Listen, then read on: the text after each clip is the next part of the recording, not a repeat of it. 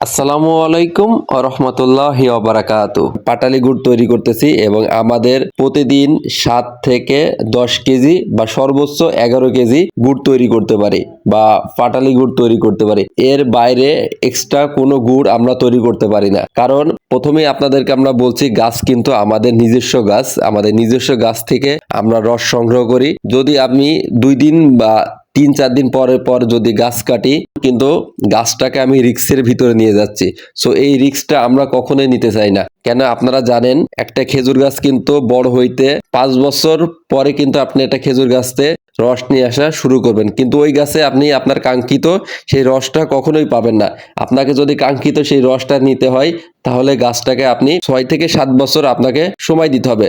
এই জন্য আমরা একটা গাছকে 9 থেকে 10 দিন, কোনোদিন ওয়েদারের কারণে কোনো সময় 12 দিনও আমরা রেস্ট দিই। কেন, গাছ যদি বাঁচে আমরা পরবর্তী বছরে আমরা খেজুরের রস সংগ্রহ করতে পারবো। সেই রসটিকে আমরা আপনাদেরকে গুড় তৈরি করে অথেন্টিক গুড় দিতে পারবো। এই জন্য আমাদের খেজুরের গুড়টা অথেন্টিক এবং জিরান রসের খাঁটি খেজুরের গুড় হয় এবং অরিজিনাল। যদি আপনি এই সিজনে আপনি যদি অরিজিনাল খাঁটি খেজুরের গুড় খেতে চান, আমাদের কাছে অর্ডার করুন, একটু সময় নিয়ে অর্ডার করুন।